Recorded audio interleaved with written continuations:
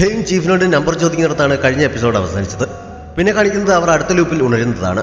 ഹെയിനാണ് ആദ്യം ഉണർന്നത്. ഇത്തവണ അവന്റെ മൂക്കിൽ നിന്ന് കുറെ ബ്ലഡ് വരുന്നുണ്ട്. അത് കണ്ടുകൊണ്ട് ഉണർന്ന ലിഷി ആകെ വെപ്രാളപ്പെടുന്നു.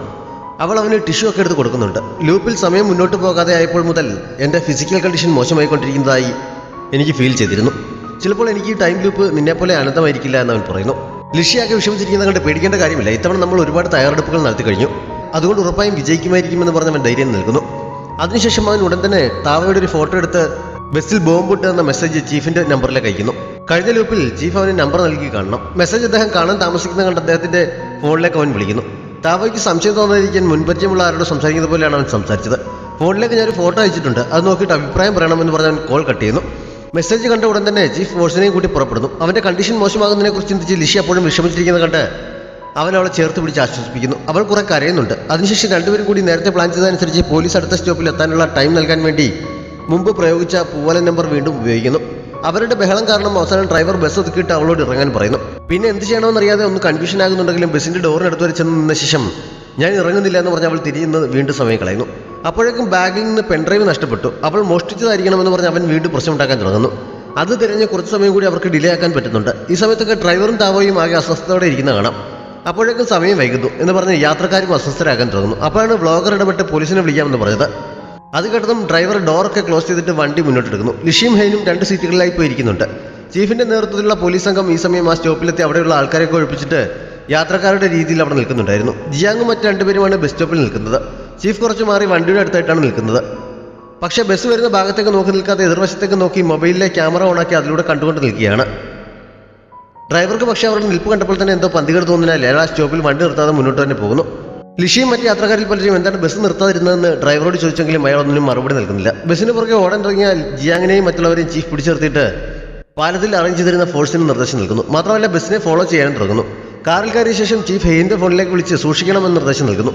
ഇടയ്ക്ക് തിരിച്ച് കോൺടാക്ട് ചെയ്യണമെന്നും പറയുന്നുണ്ട്. ഇതിനിടയിൽ പല ഭാഗങ്ങളിൽ നിന്നായി പോലീസിന്റെ വാഹനങ്ങൾ ബസ്സിനെ ഫോളോ ചെയ്യാൻ തുടങ്ങുന്നു. ഡ്രൈവർക്കും താവയ്ക്കും അപകട സൂചന കിട്ടുന്നുണ്ട്. ലിഷിയും ഹെയിനും അവരെ തന്നെ വാച്ച് ചെയ്തുകൊണ്ട് നിൽക്കുകയാണ്. ബസ് സൈഡിലേക്ക് ഒതുക്കാൻ ജിയാങ് മൈക്കിലൂടെ നിർദ്ദേശം നൽകുന്നു. അതോടെ താവോ കത്തി പുറത്തെടുത്ത് ബസ്സിലുള്ളവരെ ഭീഷണിപ്പെടുത്താൻ തുടങ്ങുന്നു. പെട്ടെന്ന് ഹെയിൻ അവരെ കയറി പിടിക്കുന്നു. ലിഷി ഓടിച്ചെന്ന് അവരുടെ മുന്നിലുണ്ടായിരുന്ന ബോംബെടുത്ത് നീക്കി വയ്ക്കുകയും കൂട്ടത്തിൽ യാത്രക്കാരോട് വിവരം പറയുകയും ചെയ്യുന്നു. താവോയുടെ മുന്നിൽ പിടിച്ചു നിൽക്കാൻ കഴിയാതായപ്പോൾ ഹെയിൻ ജിയാവോയെ സഹായത്തിന് വിളിക്കുന്നു. അയാൾ ഓടി വന്ന് സഹായിക്കുന്നു. മറ്റു യാത്രക്കാരും അവന്റെ സഹായത്തിന് എത്തുന്നുണ്ട്. എല്ലാവരും കൂടി ഒരു വിധത്തിൽ അവരെ പിടിച്ചു നിർത്തുന്നു. പാലത്തിലേക്കുള്ള മറ്റു ട്രാഫിക്കൊക്കെ പോലീസ് ഇതിനകം കൺട്രോൾ ചെയ്ത് നിർത്തിയിരുന്നു. ഇത്രയൊക്കെ സംഭവിച്ചിട്ടും ഡ്രൈവർ വണ്ടി നിർത്താത്തത് കാരണം യാത്രക്കാർ വീണ്ടും അയാളുടെ അടുത്തേക്ക് ചെന്നപ്പോൾ അയാളും അവരുടെ സഹായിയാണെന്ന് ലിഷി അവരോട് പറയുന്നു. പോലീസിന് നിങ്ങളുടെ പ്ലാനിനെ കുറിച്ച് അറിയാം. നിങ്ങൾ ബസ് നിർത്തുകയാണെങ്കിൽ അവർ ചിലപ്പോൾ നിങ്ങൾക്കുള്ള ശിക്ഷ കുറയ്ക്കാൻ സഹായിച്ചേക്കും എന്നൊക്കെ പറഞ്ഞ് ലിഷി ഡ്രൈവറെ പിന്തിരിപ്പിക്കാൻ ശ്രമിക്കുന്നുണ്ട്. മെങ്ങിനെ ഓർത്തെങ്കിലും വണ്ടി നിർത്തരുത് എന്ന് താവ അയാളോട് വിളിച്ചു പറയുന്നു. മെങ്ങിന് സംഭവിച്ചതിനെക്കുറിച്ച് എനിക്കും അറിയാം, പക്ഷേ അതിന് നിരപരാധികളായ യാത്രക്കാരെ കൊല്ലുന്നതുകൊണ്ട് എന്താണ് പ്രയോജനം എന്നൊക്കെ ലിഷി ഡ്രൈവറോട് ചോദിക്കുന്നു. അവളെ നിനക്ക് എങ്ങനെ അറിയാമെന്ന് അയാൾ ചോദിക്കുന്നുണ്ട്. അവൾക്ക് ഈ പാലത്തിൽ വെച്ച് 5 വർഷം മുമ്പ് നടന്ന അപകടത്തെക്കുറിച്ച് എനിക്കറിയാം. പക്ഷേ ഡ്രൈവർ ബസ് നിർത്തിയെങ്കിലും അവൾ അറിഞ്ഞുകൊണ്ടല്ലേ ബസ്സിൽ നിന്ന് ഇറങ്ങിയത്. അന്ന് സംഭവിച്ചതൊരു അപകടം മാത്രമല്ലേ, അതിന് ഇവർ എന്ത് തെറ്റ് ചെയ്തു എന്നൊക്കെ അവളും ഹെയും കൂടി ചോദിക്കുന്നു. നിങ്ങൾക്ക് എന്തറിയാം, എല്ലാവരും തെറ്റുകാരാണ്. ഈ ലോകം മുഴുവൻ അവളെ മറന്നു കഴിഞ്ഞു. താവോ പറഞ്ഞത് തന്നെയാണ് ശരി. നമുക്ക് അല്പസമയത്തുള്ളിൽ തന്നെ അവളുടെ അടുത്ത് എത്താം എന്നൊക്കെ പറഞ്ഞുകൊണ്ട് അയാൾ കുറച്ചുകൂടി സ്പീഡിൽ വണ്ടി ഓടിക്കുന്നു. പാലത്തിൽ ഒരു ഓഫീസറിന്റെ നേതൃത്വത്തിൽ ബസ് നിർത്താൻ വേണ്ടിയുള്ള സജ്ജീകരണങ്ങളൊക്കെ തയ്യാറാക്കിയിട്ടുണ്ട്. റോഡിലെ ആണികൾ കൊണ്ടുള്ള ഒരു ചെയിൻ നിരത്തി വെച്ചിരിക്കുകയാണ്. വേറെ 3-4 പോലീസ് വണ്ടികളും റോഡ് ബ്ലോക്ക് ചെയ്തുകൊണ്ടിട്ടുണ്ട്. മൈക്കിലൂടെ വണ്ടി നിർത്താൻ ആവശ്യപ്പെടുകയും ചെയ്യുന്നു. പക്ഷേ അയാൾ മുന്നോട്ട് തന്നെ പോവുകയാണ്.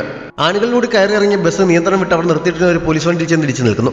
അവരെ ഫോളോ ചെയ്തു വന്നിരുന്ന വണ്ടികളിൽ നിന്നൊക്കെ പോലീസുകാർ പുറത്തേക്ക് ഓടിച്ചെല്ലുന്നുണ്ട്. പക്ഷേ ഡ്രൈവർ വണ്ടി പുറകിലേക്ക് എടുക്കുന്നു. 2-3 പോലീസ് വണ്ടികൾ ബസ്സിന് പുറകിൽ കൊണ്ടുവന്ന് ഇടിച്ച് അതിനെ നിർത്താൻ ശ്രമിക്കുന്നു.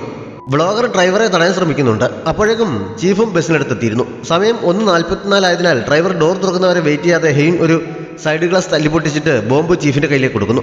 അപ്പോഴേക്കും അതിലെ റിംഗ് ടോൺ കേട്ട് തുടങ്ങുന്നു. അദ്ദേഹം അതുമായി ഓടി പാലത്തിന്റെ സൈഡിലേക്ക് ചെന്ന് താഴേക്ക് എറിഞ്ഞെങ്കിലും അപ്പോഴേക്കും ബോംബ് പൊട്ടുന്നു. അതിന്റെ ആഘാതത്തിൽ ഗുരുതരമായി പരിക്കേറ്റ് ചീഫ് റോഡിലേക്ക് തെറിച്ചു വീഴുന്നു. പിന്നീട് എന്ത് സംഭവിച്ചെന്ന് കാണുന്നതിന് മുമ്പ് കുറെ വർഷങ്ങൾക്ക് മുമ്പ് നടന്ന ചില സംഭവങ്ങൾ കാണിക്കുകയാണ്. വർഷങ്ങൾക്ക് മുമ്പ് ടാവോയും വാങ്ങും കൂടി അതേ റൂട്ടിൽ ഓടുന്ന 45 നമ്പർ ബസ്സിൽ പതിവായി കയറി യാത്രക്കാരായ പെൺകുട്ടികളോട് ആ ബസ്സിൽ യാത്ര ചെയ്യുന്ന സമയത്ത് ആരെങ്കിലും അവരെ ശാരീരികമായി ഉപദ്രവിക്കാൻ ശ്രമിച്ചിട്ടുണ്ടോ, പൂവാലശല്യം ഉണ്ടായിട്ടുണ്ടോ എന്നൊക്കെ ചോദിക്കുന്നത് കാണാം. പക്ഷെ അവർ ചോദിക്കുന്നതിന്റെ രീതി കാരണം അവർക്കെന്തോ മാനസിക രോഗമുള്ളതാണ് എന്ന് പേടിച്ച് യാത്രക്കാരിൽ പലരും ഡ്രൈവറോട് പരാതിപ്പെടുകയും ഡ്രൈവർക്ക് പോലീസിനെ വിളിക്കേണ്ടി വരികയും ചെയ്യുന്നു. പോലീസ് എത്തി അവരെ ബസ്സിൽ നിന്ന് ഇറക്കി വാണിംഗ് കൊടുക്കുന്നുണ്ട്. ഇതിപ്പോൾ പലതവണയായി ആവർത്തിച്ചുകൊണ്ട് പോലീസിന് അവരെ നന്നായി അറിയാം. മാത്രമല്ല അവരുടെ മകളുടെ കേസ് അന്വേഷിച്ചുകൊണ്ടിരിക്കുന്ന അതേ പോലീസ് ഡിപ്പാർട്ട്മെന്റ് തന്നെയാണ്. മകളുടെ മരണത്തിന് പിന്നിലെ കാരണം അന്വേഷിച്ചുകൊണ്ടാണ് അവർ ഇതൊക്കെ ചെയ്യുന്നതെന്നും ആ പോലീസുകാരനും അറിയാം. പക്ഷേ അങ്ങനെ പ്രൈവറ്റായി അന്വേഷിക്കേണ്ട ആവശ്യമില്ല, വേണ്ടതൊക്കെ പോലീസ് ചെയ്തോളുമെന്ന് പറഞ്ഞാൽ അവരെ വഴക്ക് പറയുന്നു.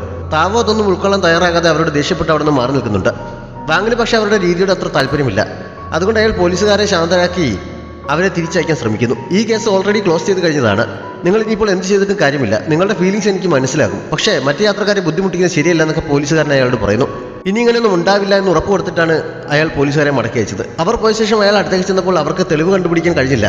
നമ്മൾ എന്തിനാണ് അവർ അതിൽ നിന്ന് പിന്തിരിപ്പിക്കാൻ ശ്രമിക്കുന്നത് ടാവോ അയാളോട് ചോദിക്കുന്നുണ്ട്. കഥ വീണ്ടും പ്രസന്റിലേക്ക് വരികയാണ്. സ്ഫോടനത്തിൽ ഗുരുതരമായി പരിക്കേറ്റ് റോഡിലേക്ക് തെറിച്ചു വീണ ചീഫിന്റെ ബോധം നഷ്ടപ്പെട്ടിരുന്നു. അദ്ദേഹത്തിന് കാര്യമായി പൊള്ളലേറ്റിട്ടുണ്ട്. ജിയാങ് ഭ്രാന്തമായ അവസ്ഥയിൽ ആംബുലൻസിന് വേണ്ടി അലർന്നത് കാണാം. ഉടനെ തന്നെ ആംബുലൻസ് എത്തി അദ്ദേഹത്തെ ആശുപത്രിയിലേക്ക് കൊണ്ടുപോകുന്നു.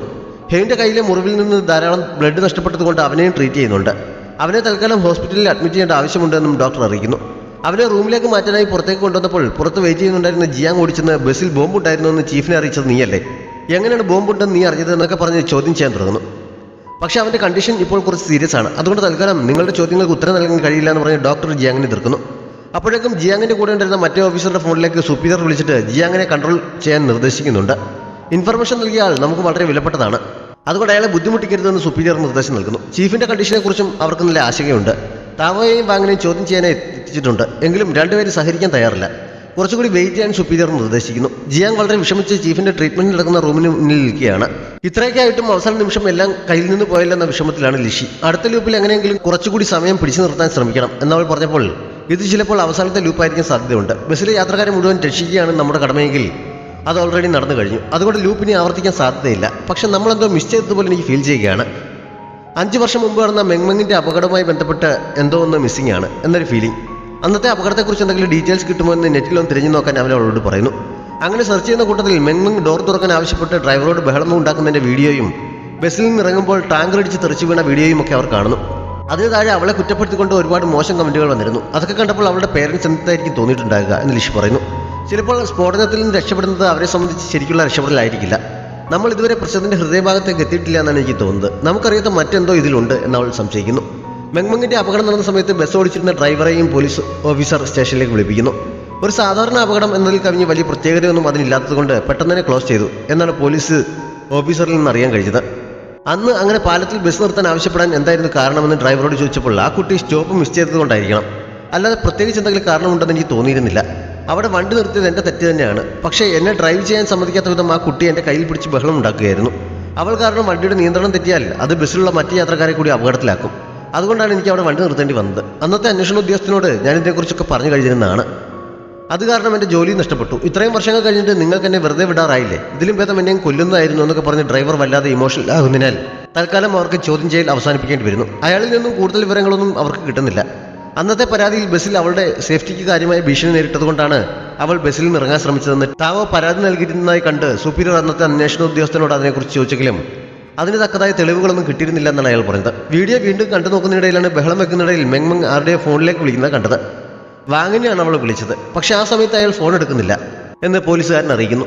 ഫോൺ വെച്ച ശേഷം ഡ്രൈവറോട് ബഹളം ഉണ്ടാക്കി ബസ്സിൽ നിന്ന് ഇറങ്ങാൻ ശ്രമിക്കുന്നിടയിൽ ഡ്രൈവർ ഡോർ ഓപ്പൺ ചെയ്ത് കഴിഞ്ഞപ്പോൾ അവൾ പുറകിലേക്ക് നോക്കുന്നത് കണ്ട് ആരെയാണ് നോക്കിയതെന്ന് സുപ്പീരിയർ പോലീസുകാരനോട് ചോദിക്കുന്നു. ബസ്സിൽ ധാരാളം യാത്രക്കാരുണ്ടായിരുന്നു. അതുകൊണ്ട് ആരെയാണ് നോക്കിയതെന്ന് അറിയാൻ കഴിയില്ല. സ്റ്റോപ്പ് മിസ്സായത് തന്നെ ആയിരിക്കണം അവൾ അവിടെ ഇറങ്ങാൻ ബഹളം വെച്ചതിന് കാരണം.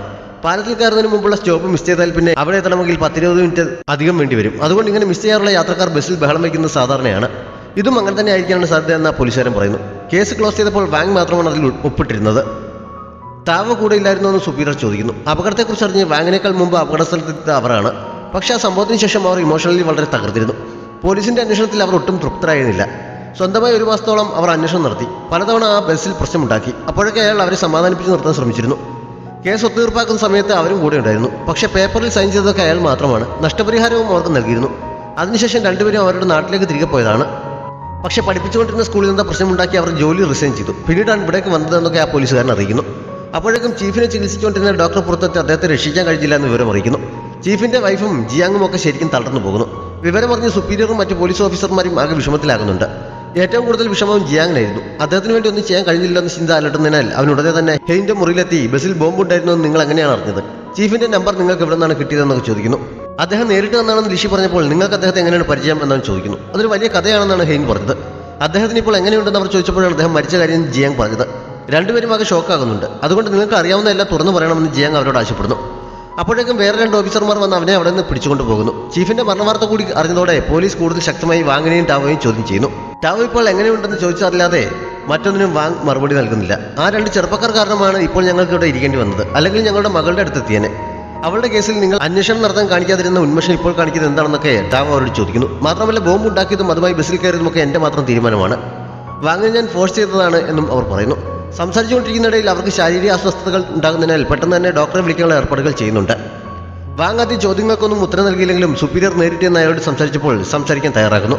അയാളുടെ മകളുടെ കാര്യത്തിൽ പോലീസിന്റെ ഭാഗത്തുനിന്ന് വീഴ്ച പറ്റിപ്പോയതിന് സുപ്പീരിയർ ക്ഷമ പറയുന്നുണ്ട്. മാത്രമല്ല അവളുടെ അവസാനത്തെ കോൾ അയാൾ അറ്റൻഡ് ചെയ്യാതിരുന്നത് എന്താണെന്നും ചോദിക്കുന്നു. അന്ന് അത് അറ്റൻഡ് ചെയ്യാൻ കഴിയാതെ പോയത് എൻ്റെ തെറ്റാണ്. പക്ഷേ ഇന്റർനെറ്റിൽ അവളെക്കുറിച്ച് മോശമായി കമന്റുകൾ എഴുതിയവർക്ക് അവളെ ഒരിക്കലെങ്കിലും പരിചയമുണ്ടോ? ഒരു ഉറുമ്പിനെ പോലും നോവിച്ചിട്ടില്ലാത്ത എൻ്റെ കുട്ടി എങ്ങനെയുള്ള ആളാണെന്ന് പോലും അറിയാതെ വളരെ മോശം രീതിയിൽ എന്തിനാണ് അവർ അവളെ കുറ്റപ്പെടുത്തിയത്? അതിനുവേണ്ടി എന്ത് യോഗ്യതയാണ് അവർക്കുള്ളത്? പോലീസിന്റെ ഭാഗത്ത് നിന്ന് അവളെ സഹായിക്കുന്ന രീതിയിൽ ഒരു ചെറിയ പ്രതീക്ഷയെങ്കിലും ഞങ്ങൾക്കുണ്ടായിരുന്നെങ്കിൽ ഞങ്ങളിത് ചെയ്യുമായിരുന്നില്ല. ഇതെല്ലാം പ്ലാൻ ചെയ്തത് ഞാനാണ്. താവയെ ഞാൻ ഫോഴ്സ് ചെയ്തതാണ്. ഈ ലോകം മുഴുവൻ മറന്നാലും അവളെ ഞങ്ങൾക്ക് മറക്കാൻ കഴിയില്ല. കാരണം അവൾ ഞങ്ങളുടെ മകളാണ്. അവളുടെ മരണം വെറുതെ ആയിപ്പോയത് ഞങ്ങൾക്ക് കണ്ടു നിൽക്കാൻ കഴിയില്ല. അവൾക്ക് വേണ്ടി ഇത്രയെങ്കിലും ചെയ്യാൻ ശ്രമിച്ചത് തെറ്റായിപ്പോയോ എന്ന് അയാൾ ചോദിക്കുന്നു. നിങ്ങളുടെ മകൾക്ക് സംഭവിച്ച ദുഃഖകാരം തന്നെയാണ്. പക്ഷേ ബസ്സിൽ യാത്ര ചെയ്യുന്ന മറ്റു യാത്രക്കാരെക്കുറിച്ച് നിങ്ങൾ ഒരു നിമിഷമെങ്കിലും ചിന്തിച്ചോ? അവർ എന്ത് തെറ്റാണ് ചെയ്തത്? അവർക്കും അവരെ പ്രതീക്ഷിച്ചിരിക്കുന്ന കുടുംബമില്ലേ? നിങ്ങൾ ഇങ്ങനെ ചെയ്യുന്നത് കാണാൻ നിങ്ങളുടെ മകൾ ഇഷ്ടപ്പെടുമോ എന്നൊക്കെ സുപ്പീരിയർ അയാളോട് ചോദിക്കുന്നു. അല്പസമയം ചിന്തിച്ചിരുന്നിട്ട് ചെയ്ത തെറ്റിന് അയാൾ അവരോട് ക്ഷമ പറയുന്നിടത്ത് ഈ എപ്പിസോഡ് അവസാനിക്കുന്നു. നമ്മുടെ ചാനൽ ഇതുവരെയും സബ്സ്ക്രൈബ് ചെയ്തിട്ടില്ലാത്ത കൂട്ടുകാർ സബ്സ്ക്രൈബ് ചെയ്യാനും ലൈക്ക് ചെയ്യാനും ഷെയർ ചെയ്യാനും മറക്കരുത്. Thanks for watching.